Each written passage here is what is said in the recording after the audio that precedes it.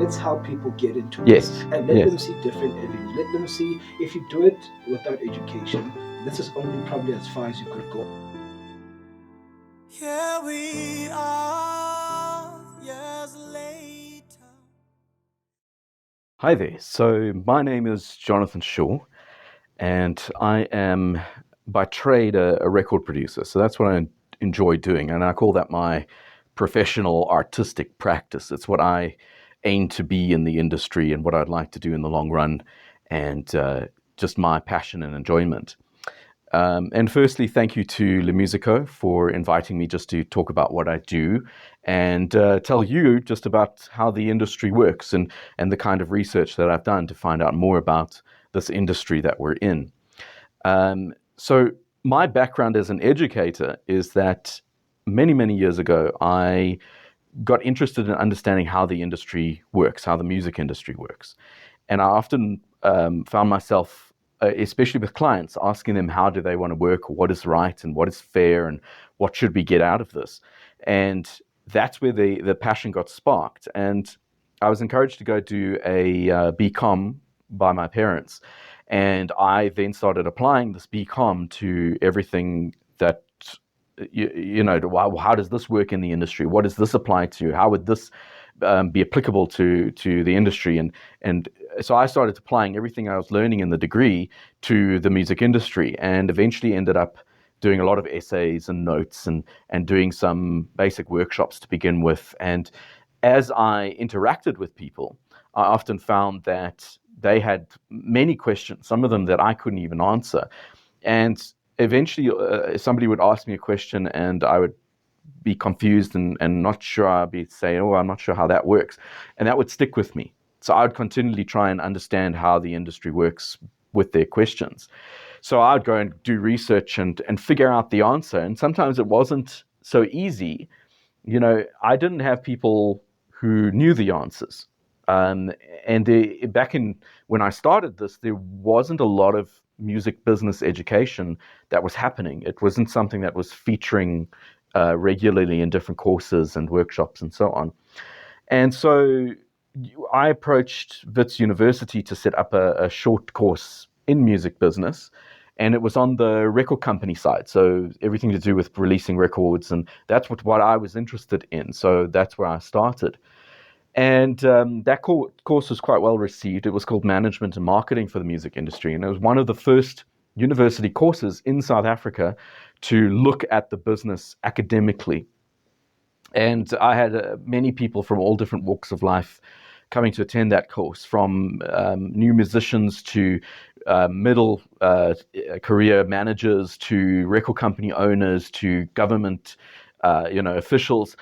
And being exposed to all of those people helped teach me about different perspectives on the industry. And as I was running this course after about 5 years, we were approached by SAMRO. And SAMRO wanted to also have a similar course, but specifically in music publishing and collective management. And so I went through a process with them and their connections of setting up a short course that focused on music publishing with different lecturers, often industry practitioners that were willing to talk about what they did. And that opened up a whole nother side to the industry. I had never understood what music publishing was. And a lot of people still don't understand the difference between, say, a record publishing and music publishing and then live music. And so that helped me get a very deep perspective on what music publishing was all about. And then through all of this, I was collecting notes. And at a workshop and in classes, students used to ask me, is there not a textbook that's available on locally how it works? I was using an international textbook written by a lawyer, and it was very legal in that sense. And so it was lacking sort of the management side and the marketing side. And so I wrote a book on management and marketing to fit with what I was teaching on the course, to try and offer something local. And so I took all the information that I could find, put it into this book, eventually revamped the book for a second edition and include all of the IP, the intellectual property side of it. And that second edition lasted for many, many years. And then eventually I updated it to the third edition, which is the red book that you'll see.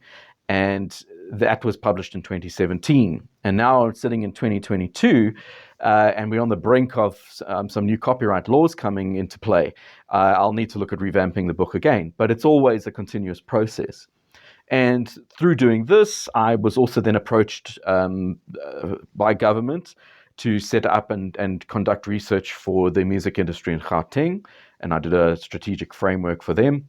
And then I went on to do research for a national strategy at one point in time. And that strategy never came to be. I was on the research side and I wasn't on the strategy development side. And I don't know what the hang up was there, people disagreeing. That's usually the way it goes. But then the results of that were eventually incorporated into the white paper on arts and culture. And now there is an industry master plan that is in the works. And I'm part of the reference group for that. So I've done a lot of work in policy development. So in other words, how should government get involved in the industry? How can they support the industry? And then I was approached by a company in Botswana and was taken on as a lead consultant for their creative industry strategy. So in terms of policy development, I've had a lot of exposure and interest about that side of the industry. And I've also went on to do a BCom honors, also applying everything to the music industry. And that focus there was in branding in the music industry and branding of principal artists. So a principal artist is the person who's on the front cover of a single or an album, the face that gets shown. And I always contrast that with, say, the working musician, who is the person in the background, something like a record producer or session musician or something like that, that is working to just make a living out of what they're doing. Even beyond a composer or a lyricist who simply writes music and hopes to get it used by other people and generate money through them recording that particular music. And so then many years later, so now this is when I was teaching at WITS and I'd written a book, and I decided through WITS that I would do a Master of Arts. And I did it in what I was working in, which was cultural policy and management. And so I got a Master of Arts degree and did very well with that degree. And finally, I've arrived at doing a PhD in music. And the arc to me is very interesting. So in other words, starting on the business side, the BCom, and then moving through to arts, and then finally landing up doing a PhD in music. And that is not something that's regular. I had to motivate quite a lot in terms of why I should do a PhD in music. And it's because I applied everything that I'd done to music. So my focus in the PhD is on entrepreneurship, as well as recorded music production, which is my key passion and interest. So I feel like I've come full circle in doing that. And that's sort of one part of what I do, is the business side of it. And then there's the music side of it, which is the passion. And then there's the technical component. So I'm also a regular sound engineer, and I've done a lot of background and study on that. And I see that, triumvirate as the key components for a well-rounded person in the industry. Is you've got technical sides, you've got a business side, and you've got your skills side, or your music or your art side. And those create that formation of how people work. So that is a long story about my interest and my passion and how I've come to the industry and got to know it. And a lot of my day-to-day work is mixing and mastering for a lot of different clientele. So I'm a mixing and mastering engineer. I had a big hit in the Congo with a superstar in the Congo who's now based in the States. And I continually get work from the Congolese gospel market to do mastering and some mixing. And I worked a lot with the hip-hop industry and had hits in the Christian hip-hop side, which was quite interesting.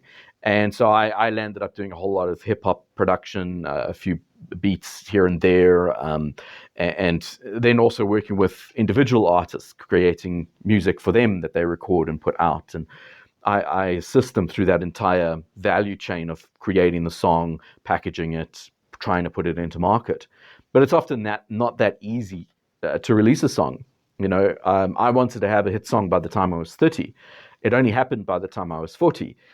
So you've got to keep working at it. And that's, I think, a key issue with the industry, is that it's often a stay with it game. You've got to keep on working at it.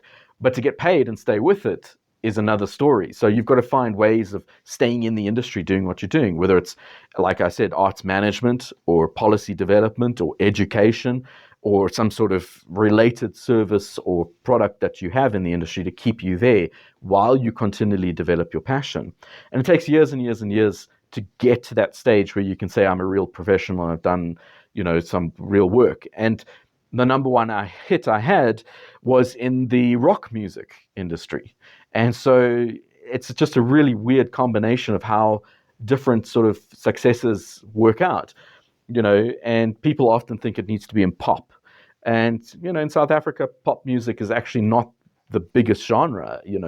Gospel music is the biggest genre in the country. And what's popular at the moment, being Amapiano, it's sort of these different phases and waves that things go through. If you're in the right place at the right time with that sort of thing, you can get through it. But as a working musician, you've got to constantly be working with those trends. You've got to be up to date and stay with it to be able to do what you do.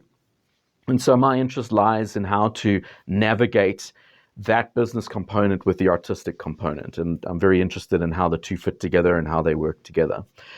So today, I'm going to quickly run you through a little course that I put together. It's a free course that anybody can have access to.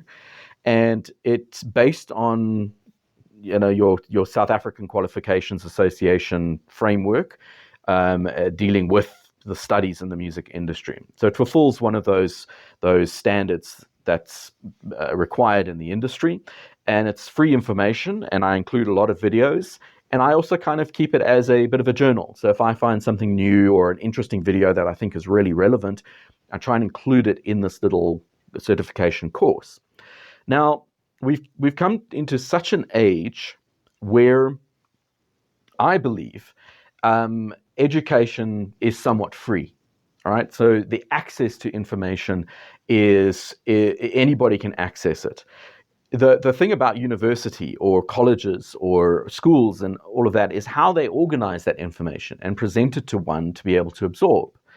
The thing is, everybody is unique. And you might say, talk about special needs children and what they need to learn. And there's a whole aspect and angle to that. But everybody absorbs information in different ways. And that's what you have to learn. You have to learn how you absorb information. I was an average student. I didn't do very well. Okay. I scraped by. I struggled to understand things. I'm not very quick on the uptake necessarily. But I stick at things and I work them through in my own head, and I have a specific way of how I piece things together. And so I try and encourage people to see different views and angles. So we're going to look at a free certification that I've put together. I certainly believe that the more information you have, the better you're able to handle your environment and your circumstances.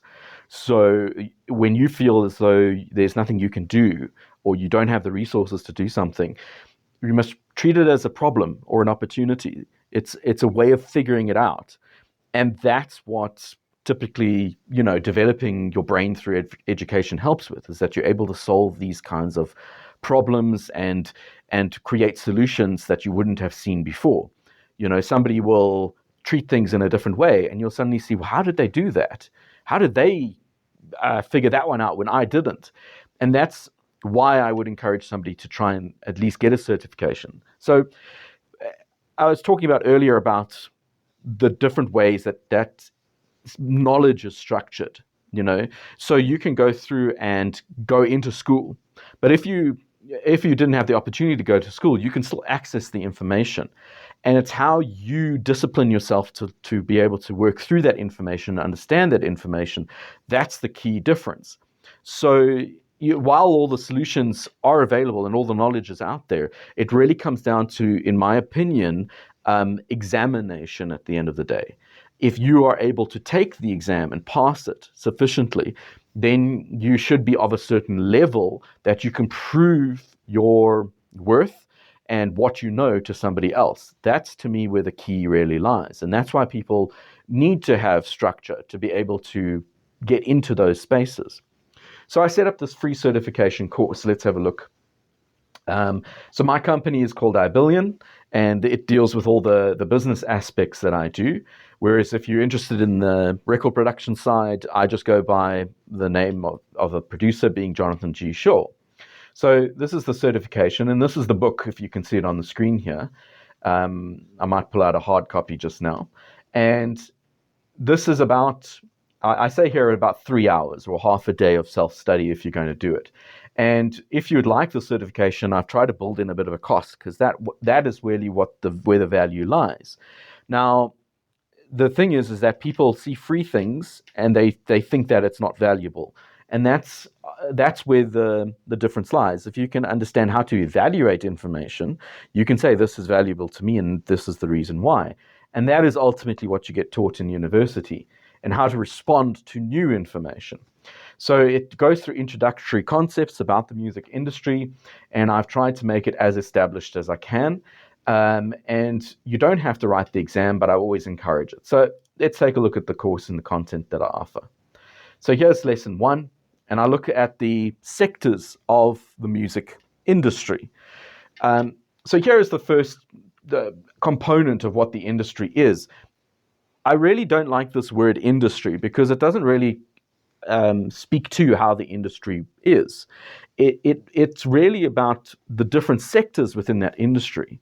You know, being a record producer and running a studio is a very different experience to, say, releasing a record as a principal artist and running a record company.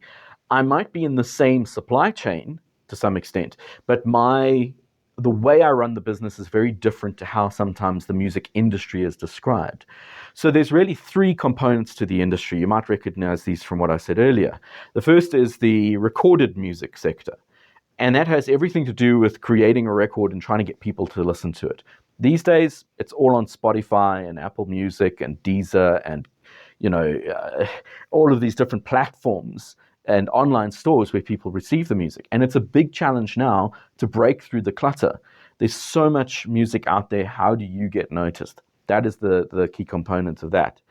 Then there is the music publishing sector, and that has everything to do with the music, whereas the recorded music sector has everything to do with the record. And that's why I say there's a difference between record publishing, which is pushing the record as a branded artist, as a principal artist, as opposed to a music publisher, which has songs and music that they're trying to get featured on those recordings. And so when it's in decent recordings by good artists, it naturally gets played and it naturally gets used by different people. Think about advertising, or a big thing these days is film, and how those different ways of making money out of the song work. That is what a music publisher is. And a lot of people believe when they need to push their record that they need to find a music publisher. And there's a big debate about how valuable a music publisher is. They will have more contacts. They will make sure that the money gets collected from the use of that music. And so these are reasons why you might want to sign with a publisher. But you should be sure about why you're signing with a publisher. They aren't going to make you successful. That's what a lot of people think, is I sign with a publisher and I'll be successful. Many people sign with publishers and they sit on their books for years and they don't get anywhere, and they wonder why. And it's because they're not pushing their record. They're not behind trying to publish the record in the best way that they can. And there's a lot of different tools that are available, and a lot of different online platforms that allow you opportunities these days. The final sector, so there's recorded music, music publishing. The final sector is the live music industry. And that has everything to do with getting on stage and performing for an audience. It's a very different experience to be doing it in studio or writing songs. That is a service that one provides to try and satisfy an audience and how they feel about you. All of these things are connected to some degree. So in other words, if you create an album, you're going to want to go perform live on a tour to be able to try and push sales of the album.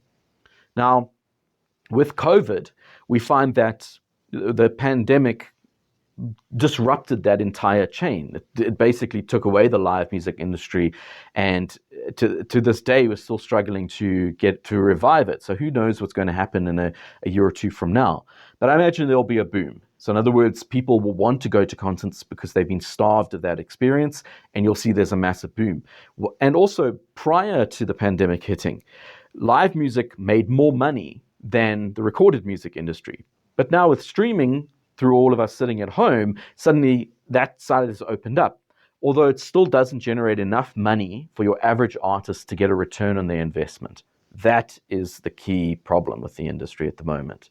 So in other words, if you're investing, a few $1,000, you're not likely to make that money back through sales of online stores unless you're sort of a medium to high is a selling artist, right?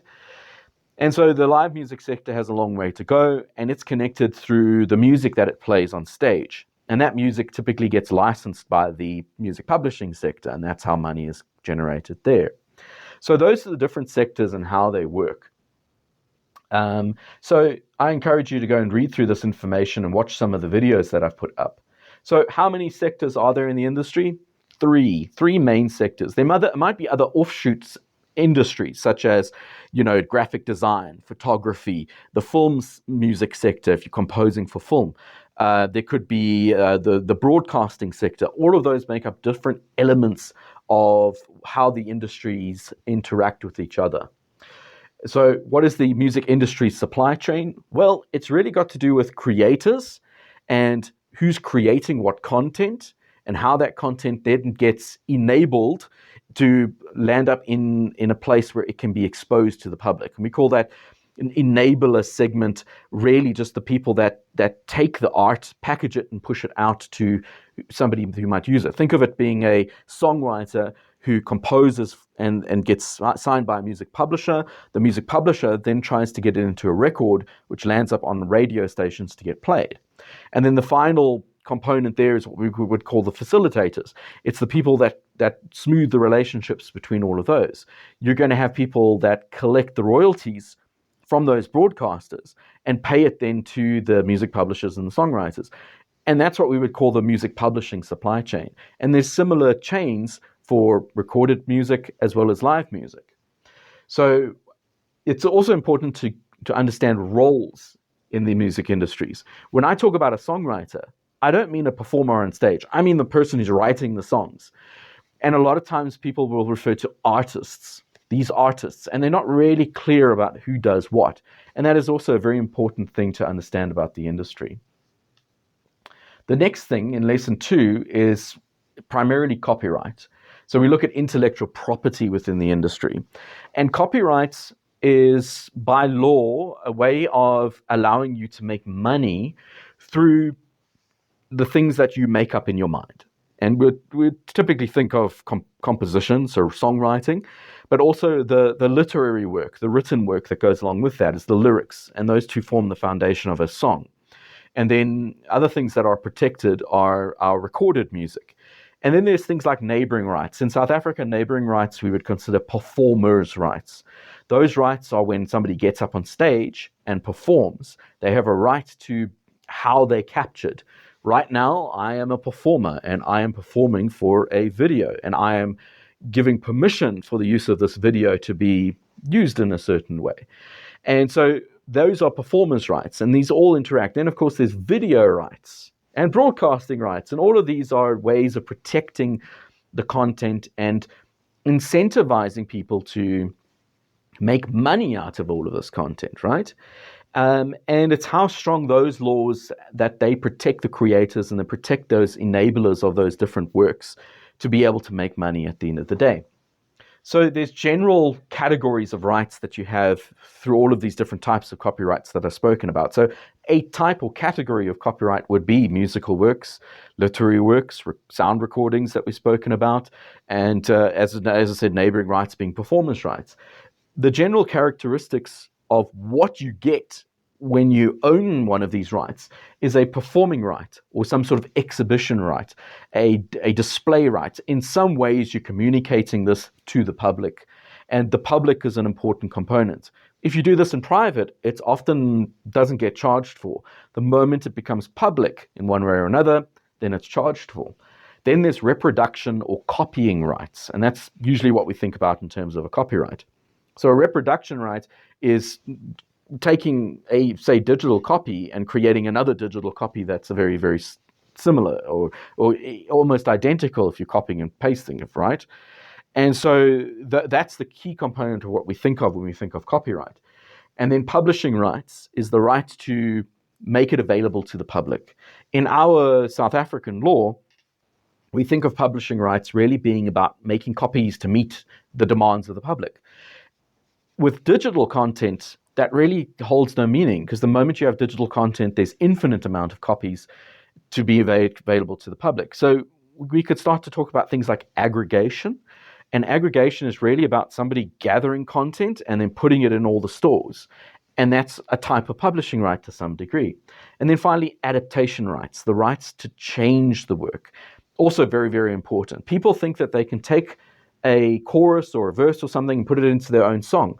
That's essentially changing the work, and you would have to get permission from the person that you're taking it from. And so all of this leads to infringement and liability, and also licensing is a very, very important part of this intellectual property discussion.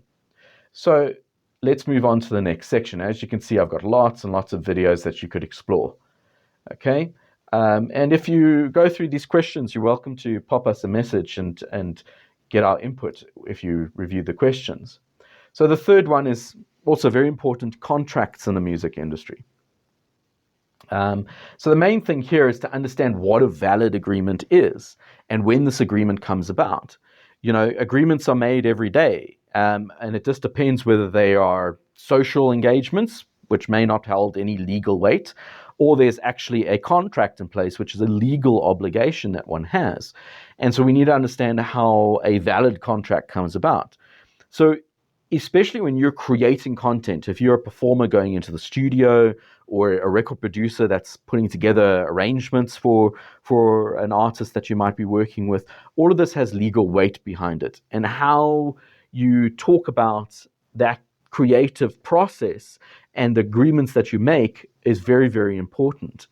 So there's different types of agreements that we might have. Obviously, the one between a songwriter and a music publisher is very, very important. Your performers' royalty splits, what happens with your digital aggregation, which is really a license to distribute and publish, as I said, and then live performances. And how does an artist get a contract with the person that they're performing with? Most live performers are very careful to not upset the person that they're working for. And so they won't demand any type of heavy legal obligation from those people. They'll often go and perform with the hope of getting paid. And they'll conduct the service without payment. And then when they ask for it, suddenly there's no payment and there's excuses, and then it gets them into a lot of hot water. And so in our studies, we try and understand how those payments are handled.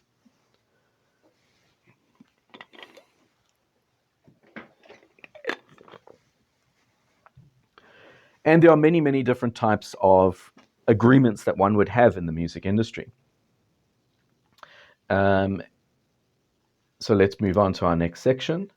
And in this section, we look at business models. This has become highlighted over the years because the way things used to work in the 80s or even the 60s and the 50s, how the industry works now is highly digitized and very possible for remote working in a lot of different circumstances. And so your business model might have to change. In times past, I would talk about revenue streams and how you make money. And now the idea is really about how you construct your business model to deal with the new ways of working so that you can stay relevant in the industry. So the different types of revenue streams, such as royalties being one of those revenue streams.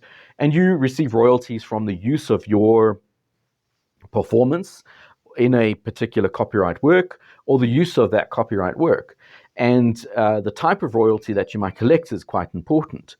You could look at royalties from broadcast, for example, or royalties from synchronization uses or uses in film, the music that gets used in film. And so there's many different types of ways that one could earn money.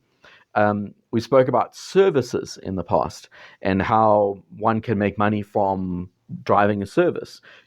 So in other words, I as a record producer will charge money for the services that I provide or the renting of the studio space.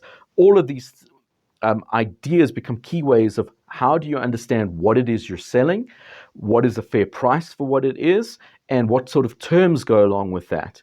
If I'm charging for an hour of my time, what does it mean? Does it mean that you can go over an hour? Can you go, what happens if it's under an hour? And all of these ideas about how you structure payments are very, very important. Right, so that deals with all the different types of revenue streams. And then lesson 5 deals with collective management. Now, that is a very specialized type of revenue stream. Collective management deals with the problems of millions of creators creating copyright works and millions of people that are using those works. And how do you manage this conundrum? Does every single creator go to every single user and try and license them? And that's where collective management comes in. So collective management is a body of creators that has been formalized and has a type of management and a board and all of these things. And those creators become members of those organizations. And in South Africa, we have about 7 different types of these organizations. SAMRO is the collective management organization that deals with music performing rights. And that's very, very key. They deal with a specific type of performing right. Then there's Capasso that deals with the reproduction of music rights. So when it lands up in online stores, for example, Capasso is the one that's collecting the revenue from online stores. Then you have SAMPRA, and they collect recorded music performing rights, or performance rights, I prefer to refer it as. So performing is basically a work getting used and then performed with something else, where performance rights are essentially a fixation of those particular rights. So performers that perform on a recording are fixed in that recording, and we talk about performance rights. And then there's performers' rights, which are those ones that the performers have in those sound recordings. So that's a little bit of a complicated distinction there. And so collective management then binds those all together. Right? So SAMPRA will then collect for those particular rights, and then there's other different competitors. So for music videos, you have Risa Audiovisual, or RAV, and Echo that collect for music videos, and then Impra is a competitor to SAMPRA. And this complicates the industry quite a bit. So creators have to go to each one of those organizations and sign up with different paperwork for each of them, and it creates confusion on the side of creators. And then same with users. Now they have to license several different rights in order to use the music. And so that's where the industry starts to become a little bit difficult for outsiders to understand. So that's what collective management is all about. And as I say, there's different identifiers that one has. So there's codes or numbers that are assigned to recordings. They're called International Standard Recording Codes. And then to music, they're called International Standard Works Codes. And these codes track the usage of the particular work in the industry as it gets used. And with everything going digital, we're hoping that all of this will start to, become a lot easier in the future. And the metadata that one uses in the industry, the metadata describes the kind of work. So it's artist name, song name, record producer name, record company name, music publisher name, length of the song, the artwork that goes on the songs. All of that data needs to be retrieved from somewhere. And if you're a creator and you go and give your song to somebody and you don't tell them all of those things, sometimes your work will not be captured in the way it should be, and the royalties will ultimately not flow back to you. Right, we're almost at the end. So management deals with getting people to come and help you. And a lot of artists believe they need to find a manager, whereas you actually need to put yourself into the manager's role, at least to begin with, and understand how the industry works and functions so that you can get your career going. No one's going to come along and do that for you, whereas management, oftentimes I speak about it's taking on staff. So getting people to work for you, that's how things are often going to go. And you have to realize you've got to pay that staff at the end of the day. So make sure that you take on staff only when you need to, people like accountants are a very important part of the industry. So getting somebody to look at your books. Sometimes a personal manager or PA can help you when you need to concentrate on other things, the artistic side, and they can handle the business side. And then there's road managers, even publicists to some degree. A lot of artists think that they need to get signed by a record company, whereas you can pretty much do everything a record company does. You can record the music yourself, you can get it into stores yourself. So really the distinction comes into the marketing side of things. So dealing with a publicist or a PR agency to help get that music out into the world. And finally, marketing. And so marketing is a big part of how this industry fits together. So you're looking for different opportunities to be able to make sure that people know about your songs. I have a big branding background, so everything I do is about knowing my name. I always feel if I walk into a room, I don't care about anything else. I want people to know my name. And that's a branding perspective. And then, of course, it's about creating little information spaces for you. So social media is very, very big in that respect. So you'll find that I'm fairly active on social media to be able to get people to know about me. And that's how a lot of the industry has gone.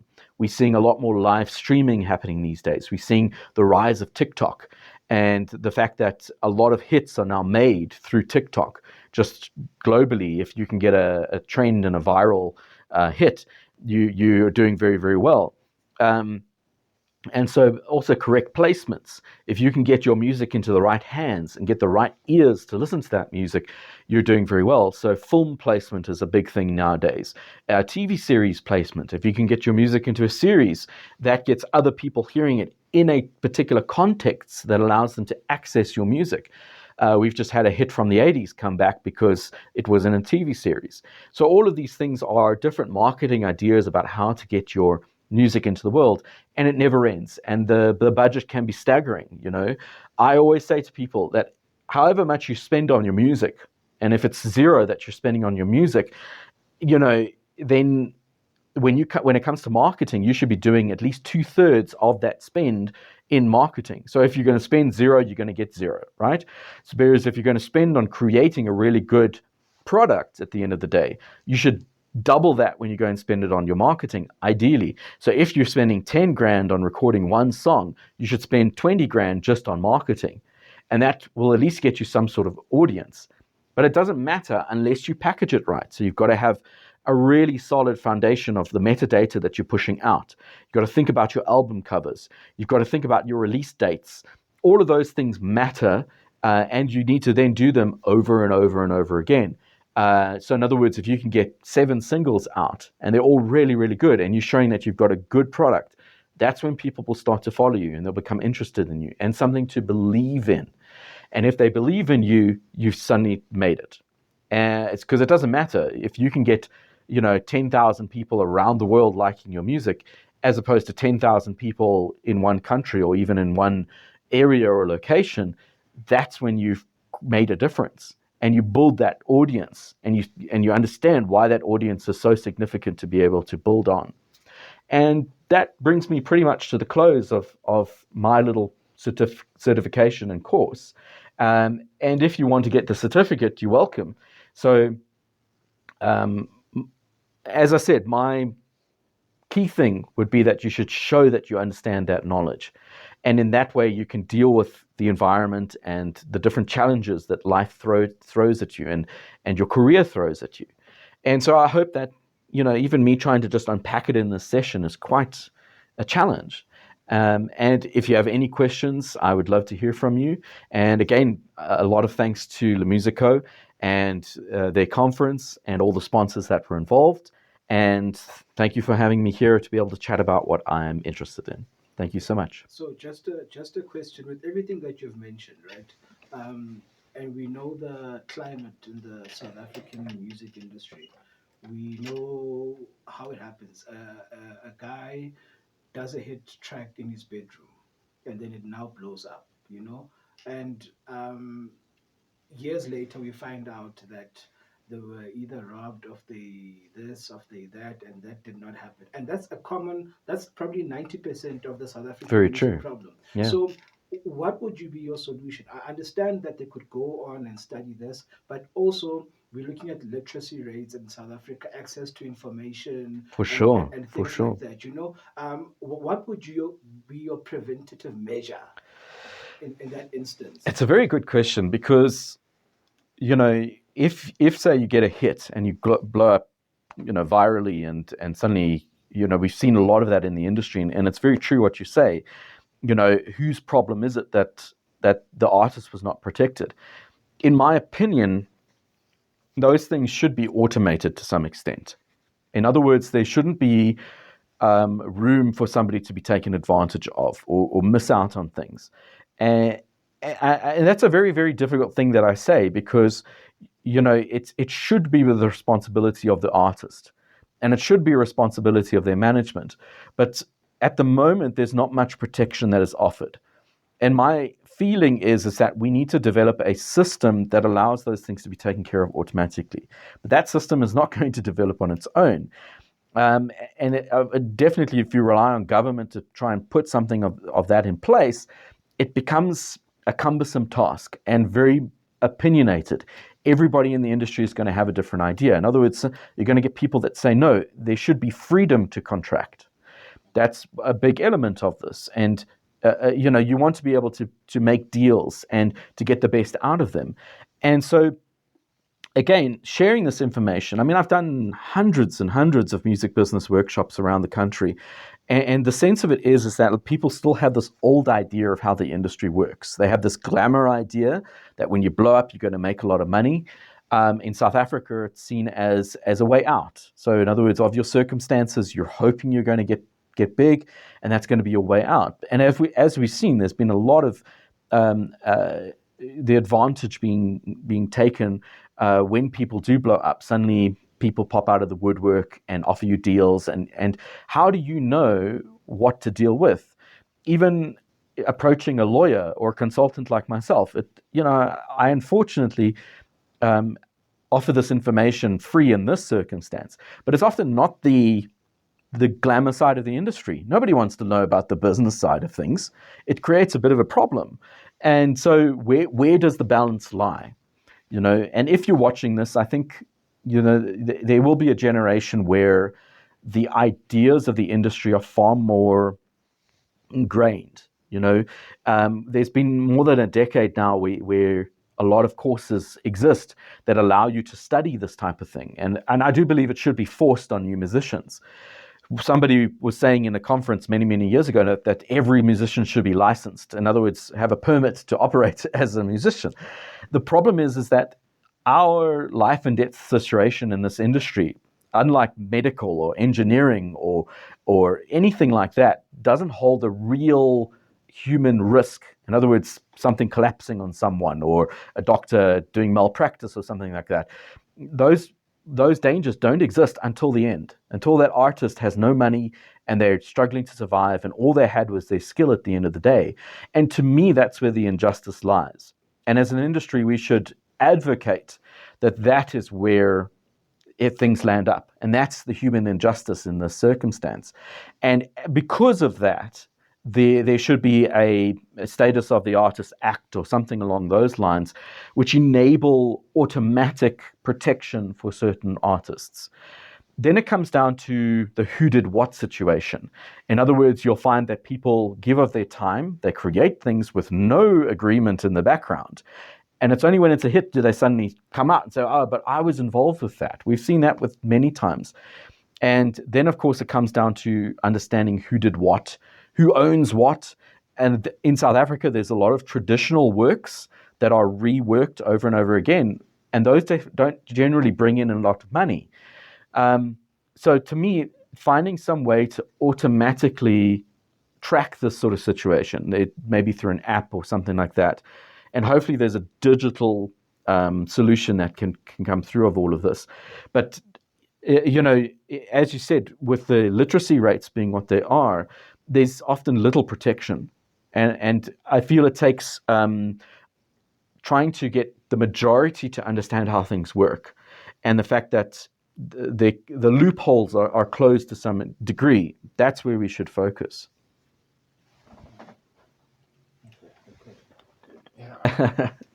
So that's the question. The question is it? I'm just trying to get a grip of it. Question is it better to be an independent artist in South Africa or to be signed by a record label? Yeah. So I think it has its advantages and disadvantages. You know, I think a lot of people expect a label to blow them up. From my experience, it can go two ways. You know, generally speaking, what happens is that somebody will get signed because they've got an interest, and the label will help them unlock that market. But then they'll find out that the deal they had doesn't benefit them. It doesn't really, you know, give them a lot of money at the end of the day. So they'll go indie.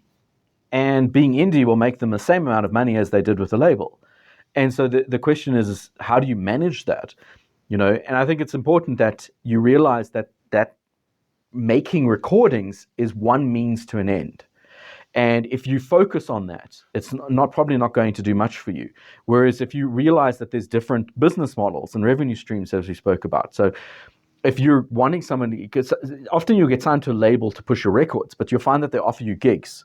Okay, now they're branching off. They're moving into a different sector of the industry because they're going to make money out of your performances. And so now, if you realize that they're making money out of you in different ways, where you could be managing those ways on your own terms, that's what you need to focus on. And a lot of the celebs that I deal with, they actually don't make money out of records at all. They'll make money out of features, and they'll go and get paid a ton to be featured in somebody's song. And they don't actually care about the royalties because it's often very minimal. And so they won't sign up and they won't have that organized, right? And then you would say, but who's meant to organize it for them? You, at the end of the day, are responsible for your own revenue streams. So that becomes a very, very tough question as to where you're going to earn. And I think it's a myth. I think you're not going to earn any way big in any means. It's up to you to manage your career and figure out what's going to work for you. People think that overseas there's a lot of money to be made. No, they're also struggling. There's many, many artists that are protesting against the amount of money that they actually earn from streaming. So at this point in time, it's more just a platform that enables you to be well known. And if you can leverage the brand connotations that are coming from those different platforms, that's all very well and good. And I don't think there is any solid revenue stream at this point in time. I think it's a combination of things. You know, so as an artist, you're going to be putting out a record, you're going to be doing live gigs, you're going to be working on a social media platform. It's the combination of all of that that might allow you to sustain yourself. And I can't make you famous. I say that to people all the time. I have no idea how to make you famous, but I can tell you about how to be sustainable. So in other words, rather manage those revenue streams and deal with how you manage your career in order to stay in the game. I think based on what you said with the overseas labels, there's a growing trend of local bands or artists being signed by overseas labels, whether it's small labels or big labels, and then they would organize like a tour for them to go play overseas. But when you look at it closely, you see that they're playing the very small clubs that they would be playing locally. That very same thing that you're saying, that it to us it looks like it's they're pushing forward, but the scale is still the same. Yes, I think we always have it as the sort of greener grass syndrome. The artists in Botswana, for example, they look at South Africa and they say, there's the market. Us in South Africa, we'll look overseas and say, but there's the market. Those people overseas will say, well, it's not here, it's somewhere else. So there's this idea of that it's always going to be better somewhere else. And it's, you know, we also have this impression that if you've gone overseas, you must be big. And I think, it's about managing those expectations and keeping everything in perspective. So in other words, artists that are in that situation, they often feel like, wow, we've now made it. And the moment you let up, you literally, you know, letting go of opportunities. And to put things into perspective, in other words, you're going to say, well, I realize this is not going to be the big break. And it's going to take me years and years and years of doing this thing to finally find my big break. You know, they always say for an overnight success takes you 10 years. Which goes back to the thing you mentioned earlier on about contracts. The basics are still the same, whether you Mm. signed locally or you signed internationally. Still take care of the basics. Don't Mm. be blinded by now I'm signed by an international or overseas label, but still take care of the Yes, basics. because a lot of artists do that. They get signed by big companies, and then they let go. They're like, I'm going to wait for the big company. And again, it's about you saying, no, no, no, I need to manage my career and being signed. Remember, they're not. People think that that's their landing place. Whereas if you start to think of those people as business partners, they're your business partner, right? What are you getting out of the relationship here? What is it that you're signing with them for? And the moment you start to put it in that perspective, you see them in a different light. Whereas a lot of artists think that they've landed when they sign those deals. And it's actually not. It's about you going to your local hardware and buying the thing you need to be able to progress. That's how you need to think of these companies and any company is what do they bring to the table? What am I getting out of it? Am I a lot of big artists, you must realize they see it that way. So in other words, it's about them and they're managing the career at that point in time and leveraging the different partners that they might have in order to move whatever career goals they have forward. And it's the same with these aggregation companies, DistroKid, CD Baby, TuneCore, all of them. You need to think of them as partners. A lot of times people don't see them like that because they know they're signing an agreement. It's an action that they're getting. Whereas they sign with a label, wow, I've made it now, I've made it, and I've got stars in my eyes. And that's where a lot of people just let go and they think that they're going to have made it. I've got, Yeah, yeah. got like a last question now. Since now like there was COVID and we're moving to like the fourth industrial revolution, né?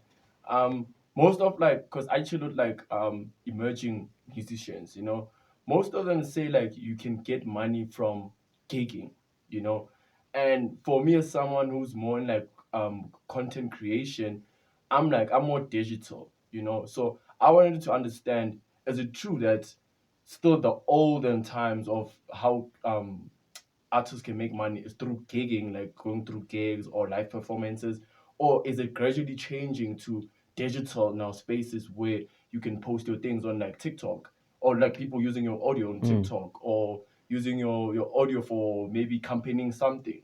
So I just wanted to know. So again, I'd see it as different ways. If you think of it being channels, right? Any channel might work for you, whether it's getting into stores, right? So in other words, somebody finds you on Spotify and you have smart links that lead them to all the stores and all of this. Whereas gigging is one channel.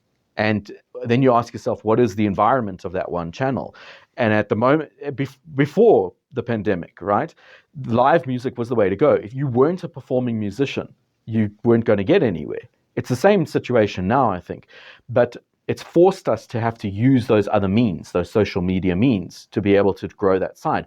But if you think of them as all different channels, so on the one hand, you've got stores, on the one hand, you've got live giving, on the one hand, you've got social media, and goodness knows what other channels that there might be, broadcasts, interviews like this one now, for example. All of these are different ways, and you've got to be able to say to yourself, what are the different ways that I'm leveraging each channel? And whether you put them in boxes or grids or whatever the case might be, and to have a look at other channels that one might use. I'm going to leverage on a channel right now and show you. Do you mind grabbing the book on the shelf there, the red one? I don't like the camera. The red one, right? The red one that's standing up there. I forgot about that. Cut that part out. You can just go to the part. So when you leverage on different channels, like, I've written a book, for example, and a lot of artists do that. They start to get involved with charities. All of these things are publicity makers, if you think of them along those lines. So this is the book that was recently published in 2017 called The South African Music Business. And it's a combination of academic research, information that I've got from different role players in the industry, and just general unpacking of how everything fits together. It's about 700 pages, and it is a lot of info to get through. That's why it's very much a reference book. And it to me, this is like one of the guides in the industry.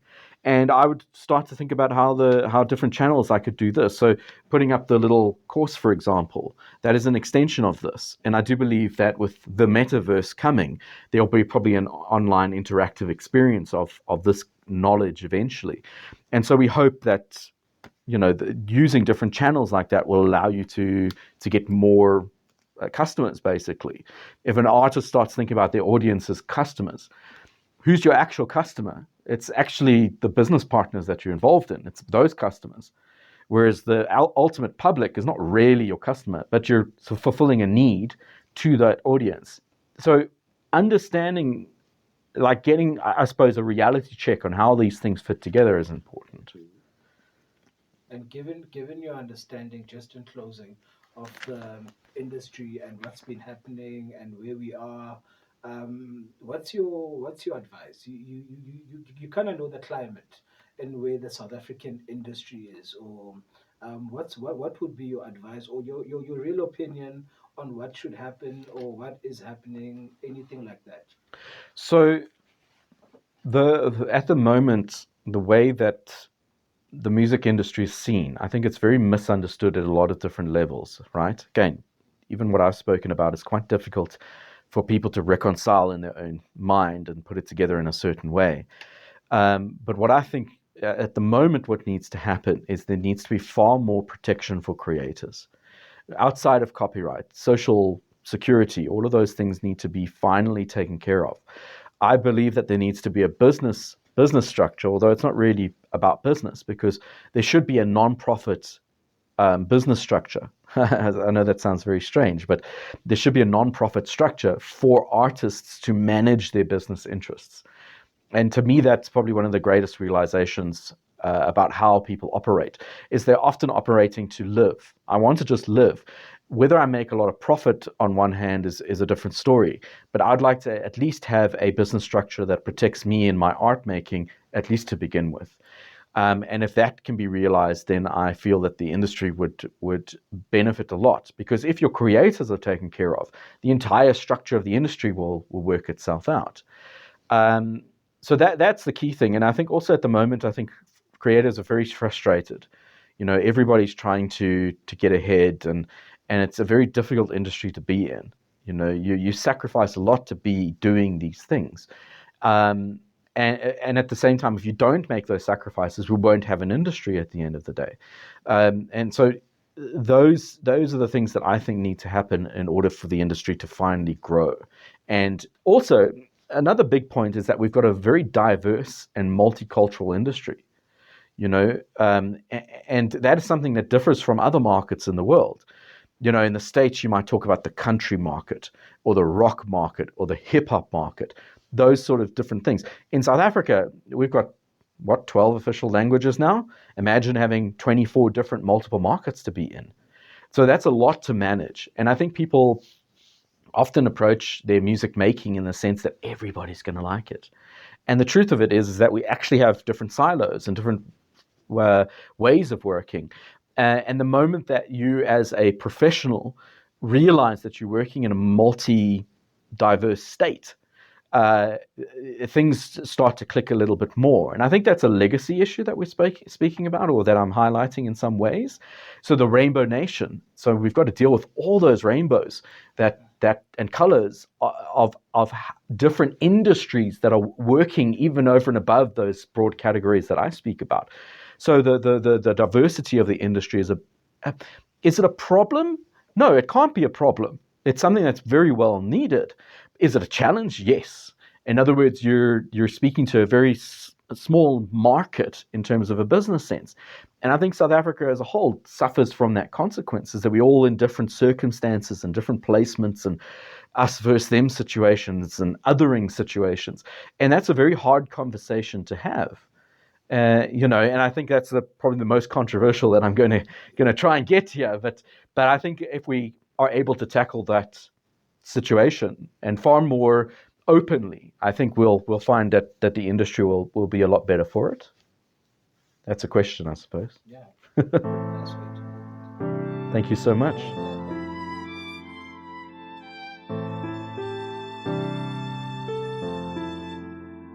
Here we are. I've been told I look better, so I pretend you're just a stranger. Although I try, it's all a lie, you all I had. Although I try since the last time I've been sad, 'cause I've been calling your name in my sleep when I'm dreaming. I've been calling your name in my sleep when I'm dreaming. That's when I feel alive,